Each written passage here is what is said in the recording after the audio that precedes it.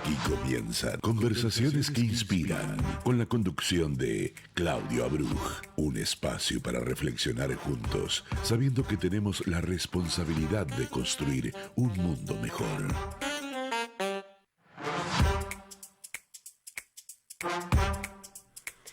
Hola, hola, ¿cómo están? Soy Claudio Abruj y me da muchísimo gusto volver a estar con todos ustedes aquí a través de FM High 96.3, dando comienzo a otra entrega de Conversaciones que Inspiran, que como ustedes saben y como bien dice la cortina que me presenta, es un espacio creado para dialogar con las personas, personalidades, personajes en el buen sentido, como digo siempre, que tiene nuestra sociedad, que con su trabajo, sus saberes, su profesionalismo, nos permiten cada día estar un poquito mejor. Y como siempre, este programa es posible gracias a un equipo que está integrado como cada domingo con Gustavo García en los controles. Hola Gustavo, ¿cómo estás? En la producción, en la cabeza de Luciano Stillman, junto con Martín Fuentes, que hacen posible que el trabajo salga tal como lo pensamos, por lo menos de la parte que tiene que ver con la logística. Después el contenido ya es mi responsabilidad y cada programa es un desafío. Y es un desafío muy hermoso y hoy tenemos una invitada que realmente va a dar que hablar y va a dejar mucho contenido y mucho pensamiento. Pero como cada semana comenzamos con una reflexión, una editorial, un pensamiento que quiero compartir con todos ustedes. Y hoy no puedo dejar o no quiero pasar por alto la experiencia personal que me tocó vivir ayer en la cancha del Club Atlético Independiente, en el Libertadores de América, un hecho que tiene consternado a todos los que somos amantes del fútbol amateur y del fútbol profesional. Ustedes, los que me siguen por redes, saben que soy futbolero, practico el fútbol y que soy un hincha independiente y que desde hace muchísimos años, desde hace más de 50 años, voy frecuentemente a la cancha Independiente. Tengo la suerte hace más de 20 años de ir con mis hijos, tenemos platea, somos abonados y seguimos siempre con la ilusión cada partido. Mismo ayer, en el ritual de comer la pizza, antes de empezar el partido, conversábamos entre los tres, con Johnny y con Ari, sobre qué significaba esta pasión por el fútbol, qué significaba el fanatismo, dónde estaba el límite y dónde estaba el goce después de un triunfo o una derrota. ¿Qué le queda al simpatizante? Y nos queda mucho. Pero ayer fue un día triste. Como escribí en mis redes sociales, puse el fútbol estaba de luto. Ayer los que estuvimos en la cancha, la inmensa mayoría, estuvimos a merced de los violentos, estuvimos a merced de la violencia y desamparados de la seguridad. Yo no voy a cargar tintas porque no me corresponde, pero sí hubo falencias, sobre todo por parte de la organización de la Conmebol. Pero yo me quiero detener en el vandalismo y el salvajismo y me quiero detener en dos hechos puntuales. Los hechos de violencia los hemos visto, están los videos, el salvajismo, la pelea, la hazaña, el odio, lo irracional, el instinto asesino de algunas personas. Pero hubo un comportamiento de masa que a mí me llamó la atención y lo comenté en su momento en la cancha con mis hijos. Veíamos antes de empezar el partido que algunas cosas caían de la tribuna desde la parcialidad chilena hacia la parcialidad independiente. No distinguíamos qué. No sabíamos que eran elementos contundentes, pero veíamos que algo pasaba. Pero antes que salgan los jugadores a la cancha, de pronto irrumpe un grito de toda la cancha, de toda la cancha, diciendo, solo le pido a Dios que se mueran todos los chilenos. Un canto horroroso que invocaba la traición o el lugar que tomó el gobierno de Chile cuando fue la guerra de Malvinas. Y yo veía a mi alrededor en la platea. La platea cuesta un abono semestral que es caro y cuesta un plus estar ahí en ese partido ayer. Entonces tiene un ambiente distinto a lo que puede ser una popular. Y en la platea confluían conmigo empleados, comerciantes, empresarios, profesionales, familias, hombres, mujeres, chicos, y la inmensa mayoría cantando ese canto de guerra, ese canto discriminador, que me llamó la atención. Esos mismos que minutos antes y minutos después aplaudían a los jugadores chilenos que integran el equipo de Independiente. Yo digo, qué locura. ¿Qué es esto de una masa que se identifica con lo peor? Pero lo peor llegó mucho después, cuando la violencia estaba totalmente desatada por parte de los chilenos, de los hinchas chilenos, de algunos hinchas chilenos o algunos falsos hinchas chilenos que fueron solamente a vandalizar. Lo peor vino cuando un gran sector de la cancha de Independiente, una gran parte de la parcialidad, alentaba a la barra brava de Independiente y los azuzaba para que vayan y tomen la venganza por sus propias manos. Acusaban a la barra brava de cobardes por no actuar y les gritaban que vayan y se hagan cargo de la situación. Hechos que algunos lo tomaron como propio, lo hicieron y produjeron el daño irremediable que va a ser para Independiente.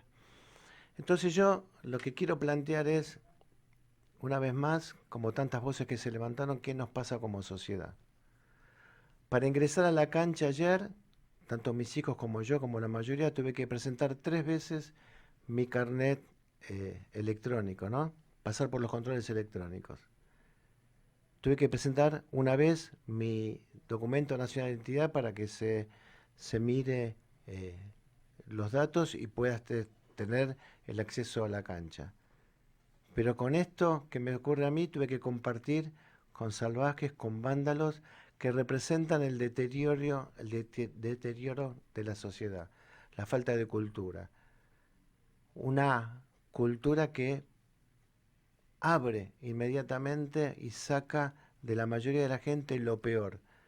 El grito avivando la muerte, el grito celebrando el odio, el grito llamando a la violencia. El programa de hoy lo vamos a dedicar al trabajo de la memoria desde otro lugar, pero creo que tenemos que tener memoria. En la Argentina durante muchos años hemos vivido en la violencia que nos ha traído muy malas consecuencias. No podemos permitir que esto pase desapercibido. Vendrán las sanciones, nos dolerán, pero tiene que toda la sociedad y todo el mundo del fútbol tiene que entender que se educa y se educa en serio. No sirve solamente el acto de los 30 segundos de los jugadores se mezclan con campañas contra la discriminación. Es mucho más profundo y se requiere un compromiso mucho más profundo. Ojalá a partir de ahora hagamos un ejercicio permanente de la memoria para decir qué es lo que está mal y poder elegir el camino de lo que está bien. Como último digo, y como dirán muchos, no me vencerán. Seguiré yendo a la cancha, seguiré yendo con mis hijos a alentar a Independiente, porque dejar de hacerlo es darle la razón a los violentos y darle sobre todo razón a los que no saben organizar un evento como corresponde y tomar las responsabilidades para que todos los ciudadanos vivamos en paz y sobre todo en seguridad. Que viva siempre el fútbol y condenemos siempre a los violentos. Comenzamos con Conversaciones que Inspiran.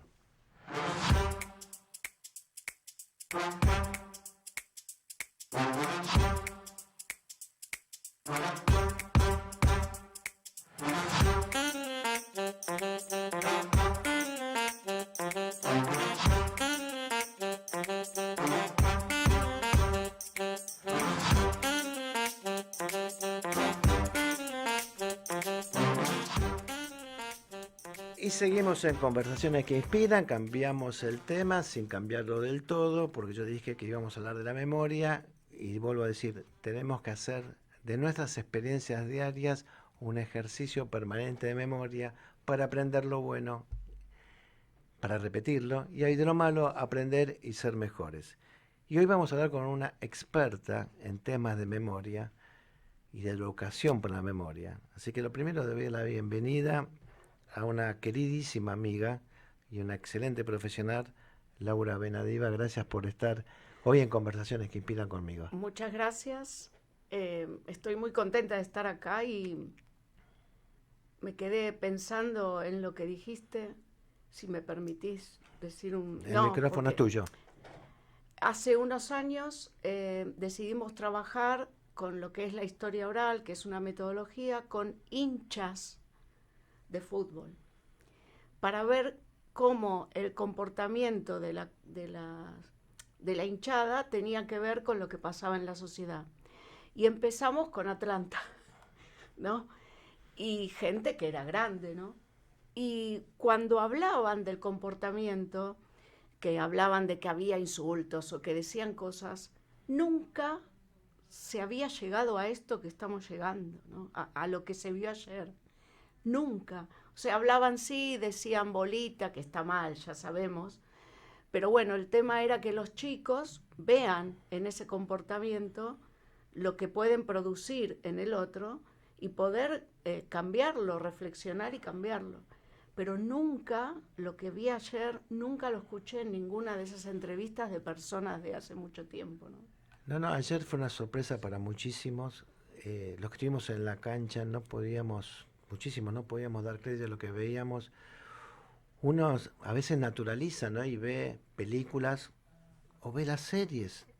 El Marginal, En el Barro ahora, donde se muestran estas peleas, estos códigos salvajes, primitivos. Pero haber visto ayer la locura de los hinchas de chilenos tirando durante horas material peligrosísimo, provocando al odio y demás, y después la represalia de los salvajes de Independiente, el linchamiento ante los ojos de todos, ante los aplausos de muchos, mostrarse luego como un triunfo de guerra con la ropa y la bandera robada, creo que excede todos los límites y por eso motivó esta indignación que es de la mayoría de los que estuvimos en la cancha y de la inmensa mayoría de los que queremos el fútbol de verdad.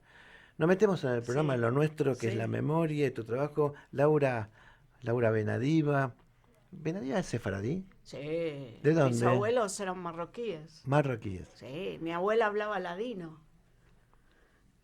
Bueno, algunos le dicen jaquetilla, pero no es exactamente lo mismo. Mi abuela, cuando yo era chica, me decía, vinistis, vosotros. Mezclaba palabras en francés, por ejemplo, en vez de dinero decía d'argent, porque donde nació en Tetuán era protectorado francés en un momento y después español. Y yo esa cultura la llevo por todos lados. Mira, ¿y ellos vinieron en que tus abuelos vinieron durante la guerra, antes de la guerra? No, hubo una guerra en Marruecos, perdón, en 1923, que fue la guerra del Rif. Y yo siempre pensé que vinieron después de esa guerra, que habían venido, me hice toda la historia de que habían venido por la guerra civil española. Bueno, no, vinieron después de esa guerra. Mi abuela siempre me contaba que vio rodar cabezas y yo era chica y la verdad que lo tomaba como que me contaba una aventura, ¿no? Claro. Que la habían secuestrado, que cosas así. Y después, haciendo toda la investigación, es verdad, o sea, porque usaban unas armas, eran armas re obsoletas que les daban a los soldados, y cortaban cabezas, con sables, con todo. Entonces ahí empecé a ponerle memoria e historia a eso que yo no tenía idea. Y bueno, y vino en el 27, 1927. Laura es, la presento en público, Laura es historiadora, Sí, docente, primero que todo. ya me corrigió, docente antes que todo, investigadora e historiadora. Sí. Me contaste lo de tu abuela y te pregunto, y te dedicaste mucho y te dedicas a la historia oral. Sí. ¿Reconoces que esta historia de tus abuelos que después recuperás influyeron en tu vocación, en tu dedicación? Sí. No solamente, o sea, no solamente en lo que hago, sino en reconocer mi cultura, o sea, reconocer de dónde vengo. Pero no como una cosa de nostalgia, sino como una cosa de ver en mi presente un montón de esas cosas. A veces yo en los grupos que tengo, que trabajo con la colectividad, a veces digo, soy sefaradí, pero también judía. Claro. Porque es como que a veces es como que siempre digo que la historia judía la hicieron más los askenazíes que los... Pero no como una crítica, sino que es como una reivindicación que hago desde que empecé a conocer mi historia.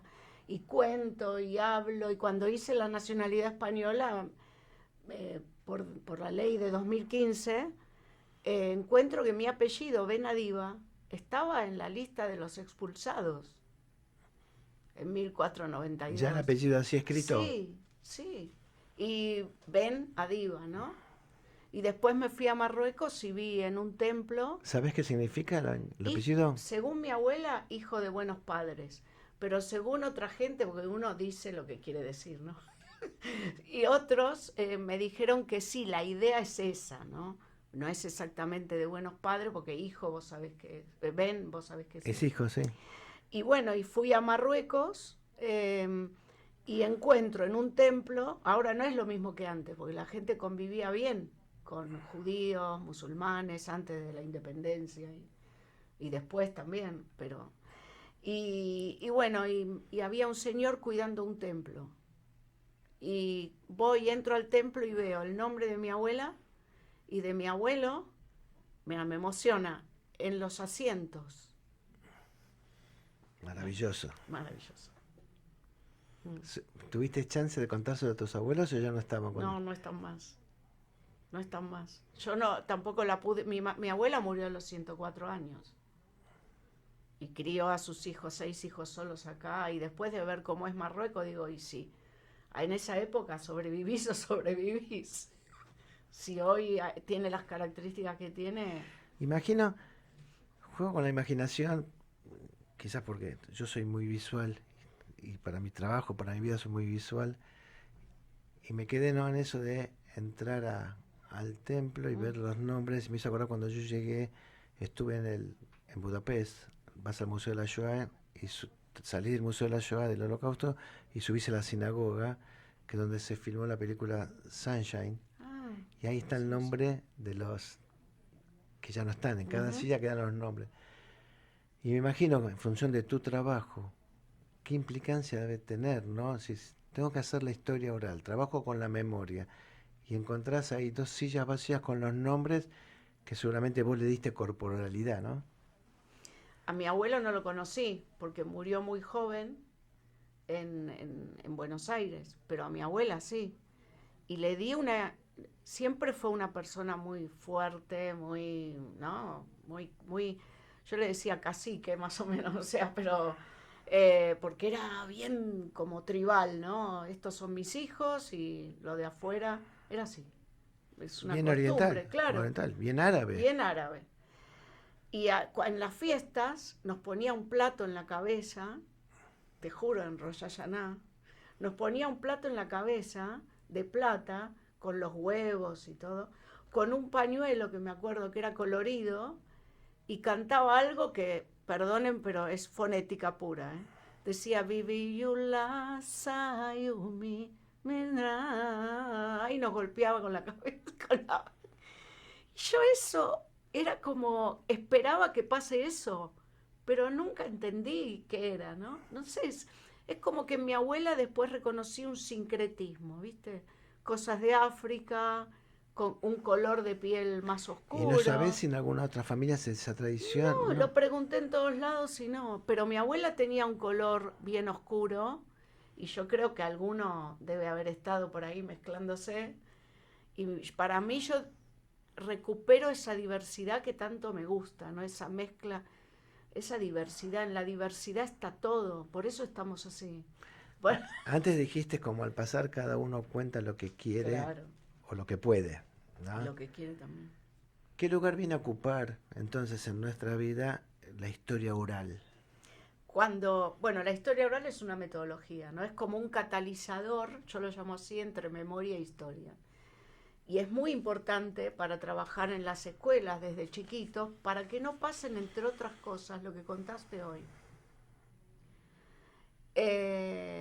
Porque los chicos empiezan a ver distintas ahora te respondo eso, pero los chicos empiezan a ver distintos contextos, a analizar distintos testimonios en distintos contextos. Entonces empiezan a ver cómo ese contexto influye en lo que la persona está hablando. Se hace una investigación previa, ¿sí? Pero la gente en el momento tiene su objetivo, que es contarte, sabe para qué viene, pero te va a contar lo que ella quiere contarte. No es que mientan, pero muchos cuentan lo que le hubiera gustado que pase. Ahí no existe la palabra mentira o verdad, ¿no? Es como que vos recordás desde hoy, Claudio, y todos recordamos desde hoy, y ese presente nos condiciona lo que recordamos. En 1994, que fue el atentado a la AMIA, las personas que entrevistábamos, que eran inmigrantes, antes del atentado, te decían, cuando hablaban de su experiencia migratoria, que Argentina, el 90%, que Argentina era una tierra de libertad y que no era antisemita. Esa misma gente después en agosto, septiembre, empezó a decir que era un país antisemita. Entonces, esa memoria, ese presente condiciona lo que recordás. ¿Cómo trabajas vos? Hoy, ¿dónde te encuentras? ¿Trabajas con grupos de gente de tercera edad o adultos mayores? Sí. ¿Estás haciendo un proyecto también en el Museo del Holocausto? Sí, en el Museo del Holocausto estoy trabajando con las infancias. ¿Qué significa? Infancias robadas, le puse yo. Significa tenemos entrevistas que hicimos en los años 90, la primera del archivo de historia oral online, que es público, lo digo para que todo el mundo lo pueda usar, se llama Otras Memorias, es para todos. Entrevistas que se hicieron en los 90 con personas que tenían 80 años o menos, pero que habían sido niños en la Shoah, y que de repente venían a contar la experiencia migratoria, sabían que venían a eso y nunca nos habían dicho que habían sido sobrevivientes. Y lo cuentan en el momento, cuando ven a los chicos, ¿no? Porque lo hago con estudiantes. Yo también lo hago. Aparte recordamos que los sobrevivientes, la mayoría, empezaron a dar testimonio a finales de los 80, principios de los 90. Antes no se hablaba. No. Tenemos un señor que decía, polaco, que había invitado, ya estaba muy mal, no era tan grande, pero él estaba muy mal, y tenía al nieto en la escuela, pero no quería que el nieto escuche, entonces tuvimos que ir a la casa, y en un momento nos dice que cerremos la puerta, estaba cerrada la puerta, dice, no quiero que escuche, y cuenta que él tenía una mujer y una niña que habían ido a Treblinka, pero que él había salvado porque sabía tornería y lo habían mandado a una fábrica, ¿no? Y él dice, yo no hice nada para salvarme, nada, y llora, pero decía todo el tiempo cerrar la puerta, pero evidentemente lo quiso contar, aunque no quería que lo escuche el nieto. A los 2 meses o menos, el hijo nos llama y nos dice que había hablado el padre, y le mostramos la entrevista y dice, yo no sabía todo eso. O sea, cambió la familia para siempre, ¿no? Sí, eso es. Supimos que después pasó, sí. Los mecanismos de defensa, de la negación fue muy, muy fuerte, porque el dolor era inmensamente fuerte, ¿no? Es inmensamente fuerte. Entonces, infancias robadas, en el Museo del Holocausto, contanos de qué trata, cómo es el formato y qué es lo que busca. Yo busco siempre trabajar a partir del pasado, pero reconocer en el presente un montón o muchas de esas características, esas infancias que siguen siendo robadas. No es que comparo ni nada, sino que lo que quiero es que el que trabaja con esto vea que, sobre todo si son docentes, que siguen pasando un montón de estas cosas con otras dimensiones, y que los países y los estados siguen viendo esto. Por ejemplo, yo que trabajo mucho en España, yo el tema del mar Mediterráneo es un tema que para mí es un genocidio que estamos viviendo en vivo e indirecto. Porque todos los días muere gente y no sabemos ni quiénes son. Estás hablando de aquellos que vienen a buscar refugio. Que vienen a buscar refugio a España, ¿sí? Y que hacen todo lo posible para que no puedan venir, porque están con el avión, tiran un tiro, la gente se tira al agua. O sea, todo eso no lo sabe la gente hasta que no lo hablas. Infancias robadas parte de entrevistas de personas que a lo mejor no están en la lista de todos los que ya se conocen o están en el museo o están, pero que fueron sobrevivientes y que vinieron para hablar de otra cosa y hablan de la infancia. Y después trabajo con otras infancias que no se habla mucho. ¿Y qué público va a este curso? Van docentes, mayormente docentes, y va gente que le interesa el tema, pero la mayoría es docente. Es un tema difícil de trabajar, pero no necesariamente es como los temas de la dictadura, no tenés que estar hablando de la picana o de... Porque si no termina siendo solamente eso, ¿no? Es recuperar esas historias individuales. Exacto. Que le dan sentido a lo que ocurrió y para tomarlo, como vos decís, como aprendizaje hacia el futuro. Sí. No para hacer una militancia del tema, sino cómo recupero yo esa historia, cómo me impacta, me implica y cómo construyo para adelante.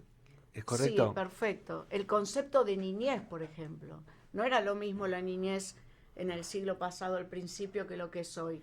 Pero en algunos casos estás viendo que esa niñez tiene las características de lo que era la niñez. El jueves estuve en la inauguración del Festival Internacional de Cine Judío en Argentina. Ah, sí. Y proyectaron una película, se hizo en el Palacio de Libertad, y la verdad que felicito que es un festival de cine judío. En este contexto de antisemitismo en el mundo, se dé en un ámbito nacional, a mí como argentino me llena de orgullo y como argentino judío. La película que se dio se llama Berlín 36 y cuenta una historia que yo no conocía. Es la historia en las Olimpiadas de cómo había que marginar a la mejor atleta en salto en alto de Alemania, que era judía, que el mundo pedía que esté ahí, pero cómo Alemania hacía el juego, la Alemania nazi hacía el juego para que esté y prohibirle el juego. Y una historia apasionante, ¿no? La película está muy bien hecha, pero te muestra también el contexto qué pasaba en Alemania, qué pasaba con este fenómeno de masa como el que vi ayer en la cancha, donde la buchaban porque era judía, pero la celebraban si ganaba. Y digo, estas historias de vida tienen que ver con esto que estás contando, es decir, esa historia de vida me permite abordar lo inabordable que es el Holocausto, una historia de vida de un muerto por el terrorismo, igual, sea del que sea, ayuda a entender la memoria completa de un país.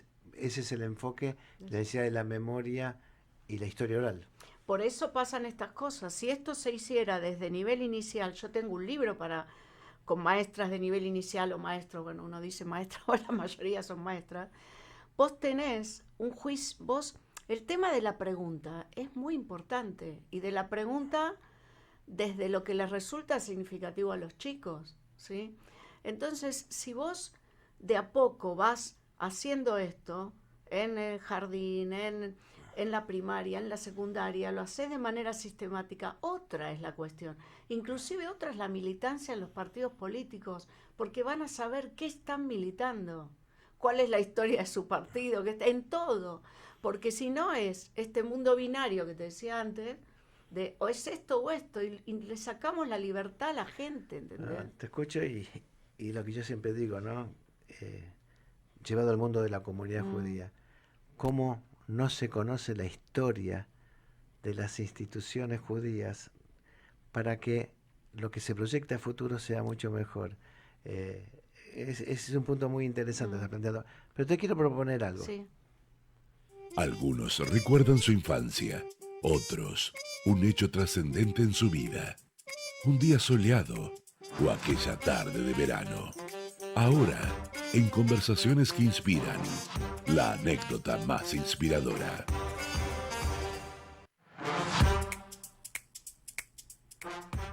Ya me contaste dos hermosísimas que tuvo que ver con tu viaje a Marruecos y este diálogo con este sobreviviente y su secreto, entre comillas. Pero recién me acabas de hablar que lo más importante es la pregunta. De todo este trabajo que vos venís haciendo hace más de 20 años, de entrevistas, de búsqueda, ¿Qué anécdota rescatás para contarnos? De un diálogo, de una pregunta, una respuesta, o la que se te ocurra contar. Bueno, eh, ahora con mi presente y lo que acabas de hablar en tu editorial, se me ocurre contar, tengo varias, pero una que tiene que ver con cómo me acerco a la historia oral, ¿sí? Hace muchos años. Un chico le había hecho una entrevista a una persona que había venido de Polonia antes en los años 20 y le hace la entrevista, yo no estuve en la entrevista, pero al tiempo se me acerca y me dice, yo me quedé muy, ponele que hoy diría flasheado, o como se decía hace 20 años, no me acuerdo, pero me quedé muy impactado con lo que dijo esta persona y me quedé pensando, yo ya ahí ya me puse recontenta, ¿no? Me quedé pensando, y le digo, ¿en qué? Y me dicen que yo le hago lo mismo a mi compañero que le hacían a este señor polaco. No porque lo escupo y le tiro piedras, porque él contaba eso en la entrevista, después vi la entrevista, sino que les digo cosas, o sea, le digo bolita, le digo negro, le digo que quizá no lo digo con la intención de que con ofenderlo, pero ahora que escucho a este señor me doy cuenta de eso. O sea, es acortar distancias. Por eso te digo, es tan completo que bueno, ¿Y eso te motivó a sí, entrar a sí. trabajar? Yo dije, esto más que el contenido, ¿no? Después, esto es para lo que es ESI o era, no sé. Que para mí el nombre está mal, porque si vos pones educación sexual integral, parece que estás hablando solamente de una cosa. Y en realidad es todo, es los valores, es el lugar de la palabra, en la escuela, en tu casa, no es solamente eso. Y es tan importante trabajarlo, por ejemplo, yo los propongo con la historia oral, que es otra anécdota es la que tuve con una señora descendiente de pueblos originarios de Bolivia, que en una escuelita que yo trabajo en Chacarita, no, en Lugano, le querían hacer un acto escolar del 12 de octubre. Y le dije, bueno, mira, yo tengo gente que viene de Potosí, viste que muchos bolivianos Claro. de Potosí vienen de La Paz, pero muchos de Potosí, que era una mina muy importante que los españoles vaciaron en 40 años, ¿sí? Entonces, esta gente sigue siendo minera y es un orgullo ser minero. Entonces le digo, ¿por qué no le hacen una entrevista? Yo los ayudé de historia oral para llegar a ver qué pasa hoy con esa familia minera que es pobre, que es, ¿no? Que no tiene para comer, que se tuvo que venir acá, que esos chicos que trabajan desde chico y se mueren por los pulmones. ¿Y viene de dónde viene? De, de un pasado lejano, pero que podemos recuperar, podemos ver hoy todavía, ¿no? No para decir los españoles fueron, ¿me explico? No, no es eso, porque si no nos quedamos en eso, Contar el valor de lo propio. de lo propio.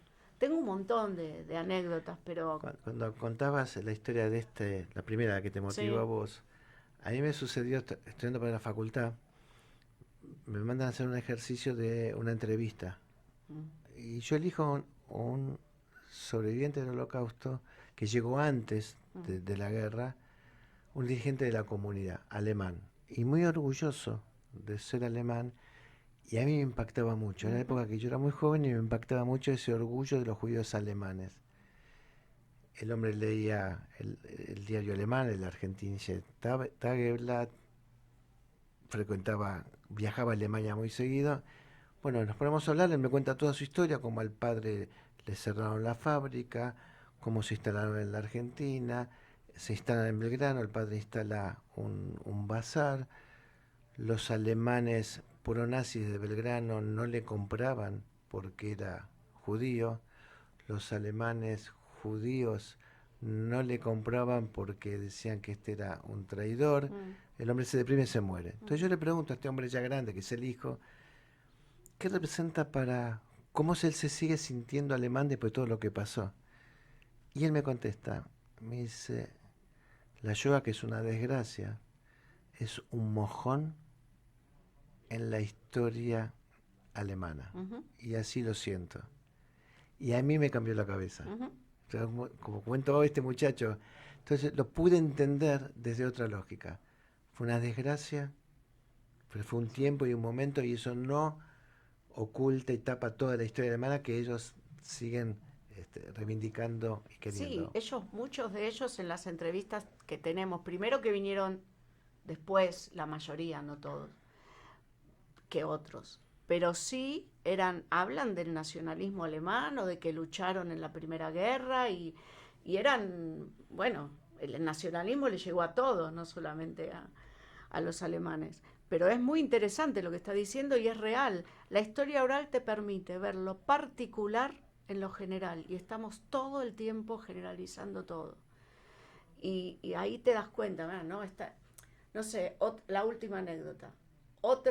Un señor, todos decimos, bueno, vinieron de Polonia por el hambre, por esto, por lo otro. Un señor que hizo el tramo SubTV de Ángel Gallardo Malavia, que lo cuenta, cómo buscaban gente sin documento, ¿te suena? Gente sin documento para trabajar porque como podía explotar el túnel y morir, entonces, bueno, además de contar todo eso, dice, ¿por qué vino a la Argentina? Y porque murió mi mamá, mi papá se casó, que era muy común, con otra mujer para cuidar a los chicos y me empezó a pegar mi madrastra. Entonces me escapé hasta que llegué al puerto y me vine para acá. Ya hay uno que te cuenta que no vino por lo mismo que todo. Qué bárbaro. Escribís mucho, tenés muchos libros escritos. El último, que te agradezco que me acabas de regalar, es Memorias Compartidas. Recurso metodológico para trabajar en talleres de estimulación cognitiva para personas mayores. Ya en este programa hace 2 semanas atrás, hablamos con la directora médica de Ledor Vador, donde hablamos de este nuevo escenario que enfrentamos en el mundo, que es, en la Argentina, el envejecimiento y cómo se va abriendo este universo cada vez mayor de gente mayor. Y vos trabajás un libro dedicado a este mundo. ¿Por qué y para qué? Pero no me contestes. No. Te invito a que hagamos una tanda, Dale. que lo pienses y lo seguimos. Seguimos en Conversaciones que Inspiran, seguimos conversando, yo por lo menos fascinado, con Laura Benadiva.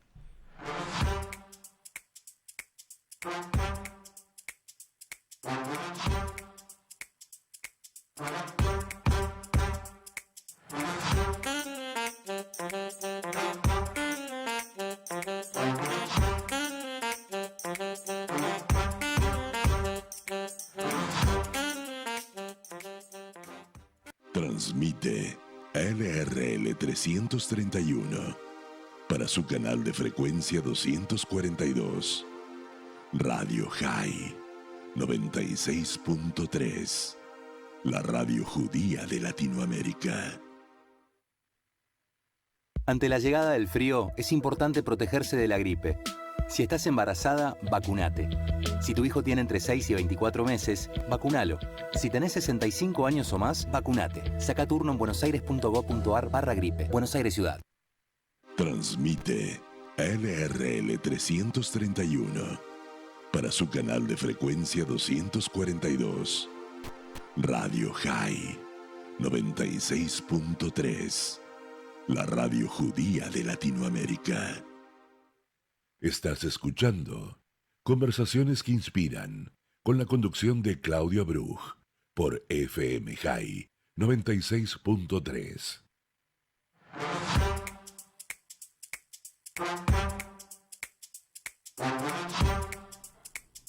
Seguimos en Conversaciones que Inspiran, seguimos conversando y disfrutando y aprendiendo con Laura Benadiva, que nos quedó, antes de la tanda, la pregunta: ¿por qué y para qué del trabajo en talleres de estimulación cognitiva para personas mayores? Porque el tema de la edad y el tema de poner a las personas en distintos sectores o distintos, bueno, lo que se llama el edadismo, ¿viste esas palabras que se usan? llama? Edadismo. Edadismo. Bueno, es mayor de 60, cuarta generación, todo eso. Siempre me resultó desagradable, lo digo así, porque es más, la gente, ahí empecé yo a ver que la gente lo tomaba como propio y se apropiaba. Yo soy cuarta edad, yo soy tercera. Es horrible meterse en eso, ¿no? Y bueno, y una vez estaba en Uruguay trabajando con personas mayores, pero con historia oral, y paso una canción que la pueden escuchar, que se llama El Vals de los Jubilados, pensando que la gente se iba a identificar, es de Ismael Serrano, se iba a identificar con lo que dice ¿Qué dice la canción? Así la canción habla, por ejemplo, de estos lugares comunes de que, por ejemplo, la edad no mata el hambre, o sea, que vos podés ser viejo, pero te puede gustar alguien que camina por la calle. O que llego a mi casa y no hablo con mi mujer más que de llamaron los chicos. Todo así, ¿no? Entonces, yo hablé con el papá Ismael Serrano y él se siente así. Y no es pero tiene que ver con otro contexto también. Nosotros somos mucho más, yo que conozco, somos mucho más, dale que va. Bueno, no sé cómo explicarlo. Sí. Hay mucha vida por delante. Mucha vida. Y entonces veo las caras de la gente que no estaba muy convencida porque leían la letra. Y cuando termina le pregunto por qué y me dicen, yo no me reconozco en esto, no me reconozco en esto. Bueno, eso me recontra sirvió para empezar a investigar y empezar a ver cómo trabajar sin las fichas tradicionales, pero con otra manera, que tiene el mismo objetivo. Las fichas, para el que no conoce, las fichas son las que te van marcando las preguntas y los Sí. tiempos. Sí, la pregunta, los tiempos, no hay mucho trabajo grupal, no hay casi, no hay escucha. No digo que esté mal, es el conductismo que yo siempre en todo lo... Está bien y Es una hace bien línea. también. Pero me costó mucho que la gente se enganche, porque estaban esperando las fichas. Y en el primer lugar que estoy hace 4 años, que es un centro de jubilados de Villa Crespo, que es genial, yo estaba ahí y trae un objeto con memoria, ¿no? Les digo, trae uno. Y bueno, que tenga que ver con tu historia. Y me miraban, ¿no? Lo hicieron. Y después les dije, les pido por favor, denme otra oportunidad. Y hace 4 años que estamos. Y trabajamos siempre estimulando todos los aspectos cognitivos. Es un trabajo cognitivo de compartir de memoria oral compartida. Se Compartida. cuenta en voz alta, esa es la diferencia de la ficha, que es individual y en silencio. Sí, siempre con un disparador, con un trabajo de investigación toda la semana. Les doy un tema, entonces investigan toda la semana. Una vez trabajé con chistes, entonces les dije que investiguen cómo se hace un chiste. Trabajamos con Lelutier, traen chistes todos, se acuerdan de chistes, y después los hice hacer chistes, o con payadas, y todo tiene que ver con la memoria, ¿no? Pero bueno, se trabaja... A ver, explica un poco más eso de que todo tiene que ver con la memoria. Todo, porque todo parte de algo que además tiene que ver conmigo también. A ver.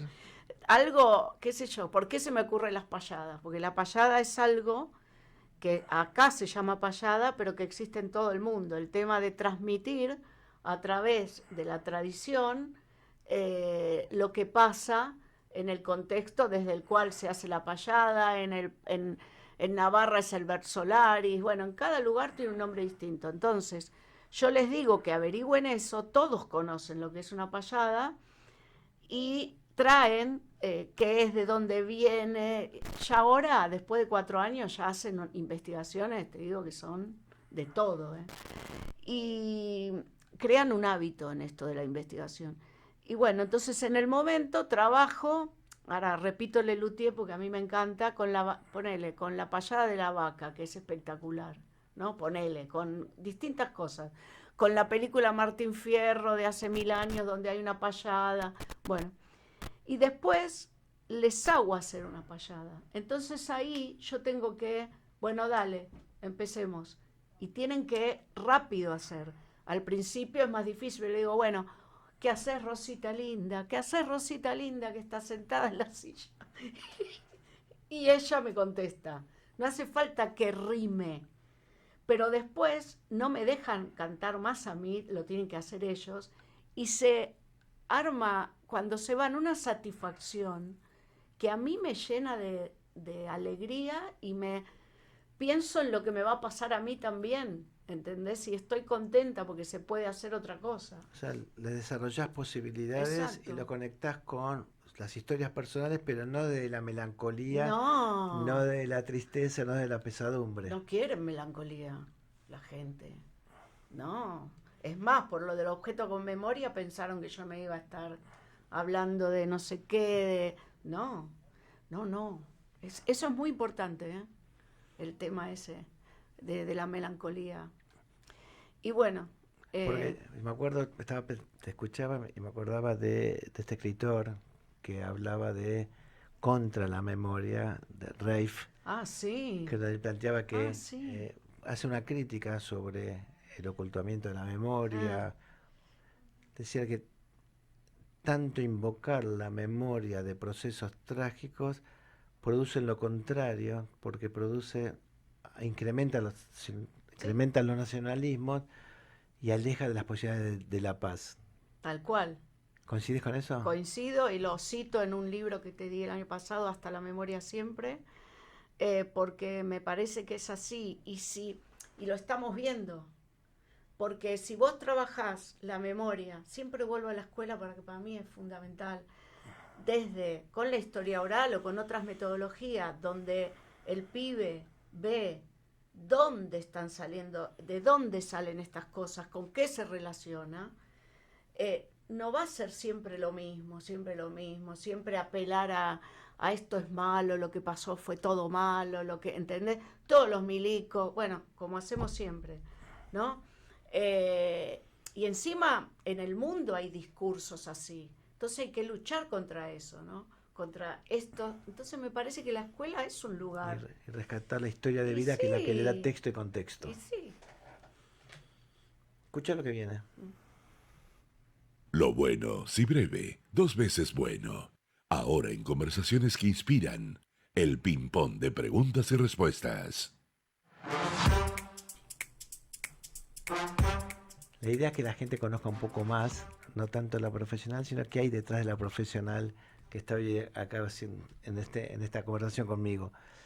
Y la primera pregunta es, ¿qué hobby tenés? Bailo zumba Apa, y hago teatro. me sorprendiste, ¿eh? La primera que lo dice. Bueno, ¿y teatro? ¿Estuviste en el escenario y hiciste alguna teatro? Sí, y a fin de año hago otra obra. ¿Cuál? ¿Se puede saber? Se llama Acasuso. ¿Acasuso? Sí. ¿De qué habla? Es de Rafael Sprengerbull. ¿Y de qué habla? Rápido. Habla de una escuela. ¿Te acordás cuando se hizo el boquete que entró a los bancos? Sí, claro. Bueno, en una escuela, ficción, ¿no? En una escuela donde las maestras y las directoras están hablando de eso y se arma todo un lío. Es muy linda, muy divertida. Por el asalto en Sí, Acasuso. sí, Está sí, perfecto, por entendí. eso. Pero la escuela es... ¿Lees mucho? Sí, ¿Un autor favorito? Saramago. ¿Y algún libro de él? Harari. Bueno, Harari, vale. Pero Harari es... del libro el ensayo sobre la ceguera. es fantástico ese libro. ¿Cine? Me encanta, pero el cine inglés, el cine europeo me gusta. ¿El cine inglés sobre todo? Sí, yo miro las plataformas o cuando hay una película miro inglés primero, irlandés, que es otro lugar mío en el mundo. Hablando de cine inglés, te recomiendo una película que vi que está en Netflix, que es vieja. Es una remake del año 50, vuelta a ser como si fuese año 50, que se llama Vivir. No la vi, está en Netflix. Maravillosa. La voy a ver. Es la historia de un funcionario público que se enfrenta a un dilema en su vida. Maravillosa, con la puesta en escena, el lenguaje. Ay, la voy a ver. Vivir. No, Cine lo inglés para vos. Lo inglés gracias, claro. No sabía. Como buena sefaradí, te gusta la comida. Sí, pero tengo problemas sí, con la me dijiste comida. media deprimida. Pero tengo problemas, siempre estoy cuidándome, quiero divertirme con la comida. ¿Qué es lo que te gusta de la comida favorita? Los niños envueltos, o como se llama en árabe, que no me acuerdo. Ya no me acuerdo cómo se llama. ¿Cedra? Sí, algo así. Sí. Pero cada lugar le dice, los armenios le dicen una cosa. Niños envueltos. Podría comer todo el Con día. arroz y carne. Sí. Y con hoja de parra, no con acelga. ¿Qué representa la historia oral para vos? mi vida, a mí la historia oral me salvó, digamos. Yo tuve una infancia muy jodida, como un montón de gente, pero bueno, y todo me costó un montón, y por un montón de cosas, y la primera vez que escucho a un entrevistado había pasado por 6 campos de concentración. Y cuando termina la entrevista me habla del amor, del amor. Y yo dije, este hombre pasó por 6 campos de concentración y me habla del amor, se puede. ¿Fue una entrevista que vos hiciste? Sí, se puede. ¿Y escribiste sobre esa entrevista? No, tengo que escribir sobre las entrevistas, ya lo voy a hacer. Pero porque tus libros hablan de la teoría, del ejercicio, pero me parece que esos testimonios... Sí, escribo, intercalo siempre ejemplos, pero sí, me falta eso, porque lo que pasa es que yo quiero difundir para que la gente haga. Es como que tengo una misión. Todos tenemos una misión. Sí, por eso, es como... ¿Crees en Dios? Sí, no sé, más o menos.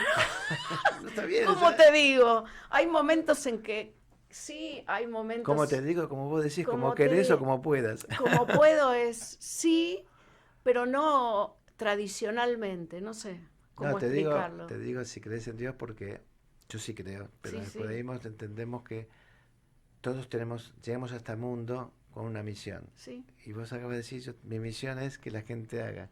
Te digo, bueno, por eso cuando va pasando los años y lo ves en las entrevistas, empezás a creer más, ¿no?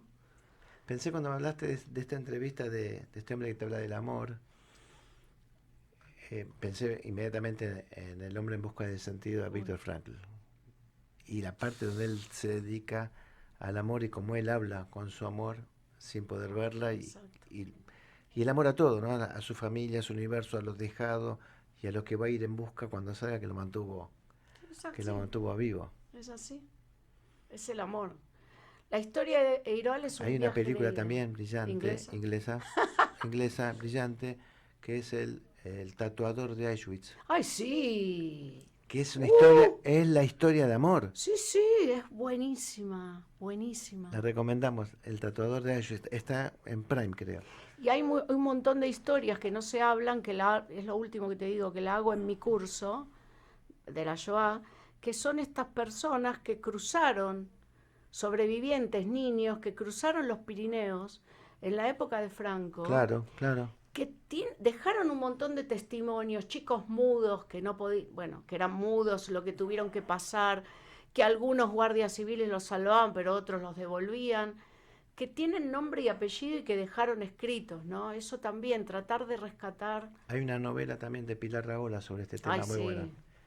Bueno, eso. Escucha. Toda entrevista llega a su cierre. La pregunta final, en Conversaciones que Inspiran.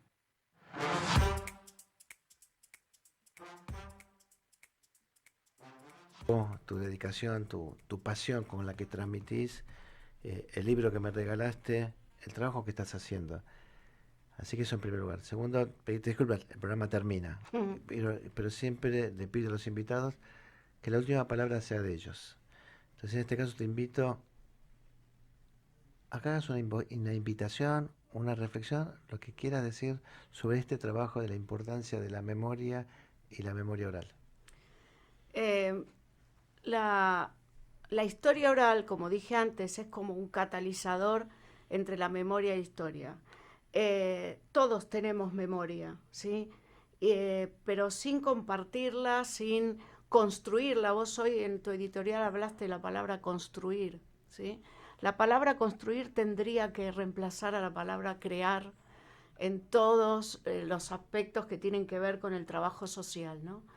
Uno construye con el otro, crear puede crear solo, ¿no? Aparte es otro el que crea también.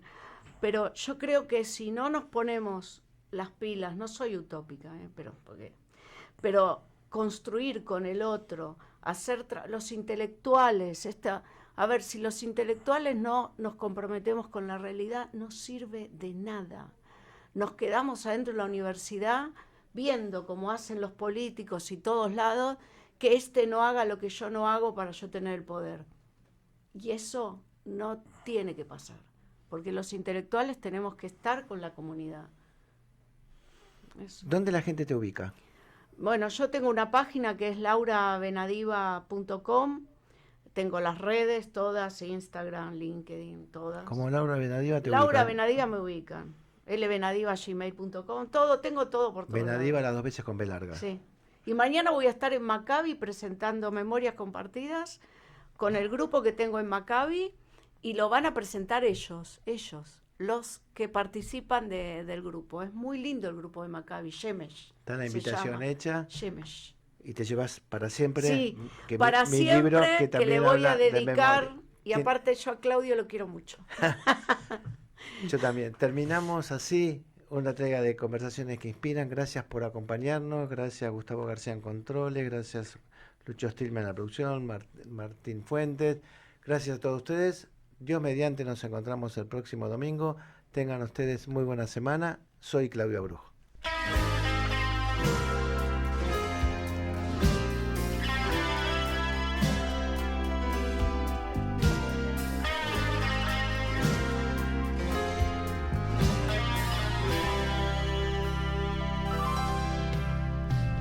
החושך שבחוץ דומה לחושך שבפנים. אנחנו יחד במיטה כאילו ישנים. עכשיו כל כך קשה לי למצוא את המילים שיעזרו לי שנינו לזכור שאת מולי. אולי מחר יהיה לי פשוט יותר לומר שבעצם כל הריב היה על שום דבר. אז בואי שבי איתי, עשי עצמך סולחת, הרי את המילים כבר אי אפשר לקחת.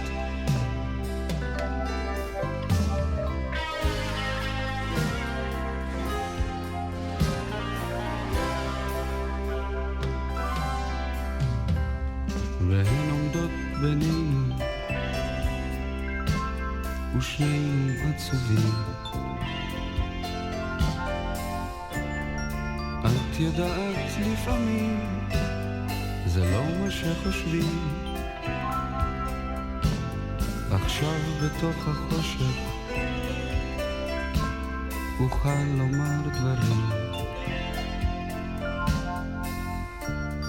כאלה שבאור היום יותר מדי נראים. אולי מחר יהיה לי פשוט יותר לומר שבעצם כל הריב היה על שום דבר. זה טוב להיות ביחד מתחת לשמיכה, הכל עבר מזמן, אז למה את בוכה? אז למה את בוכה? אז למה את בוכה?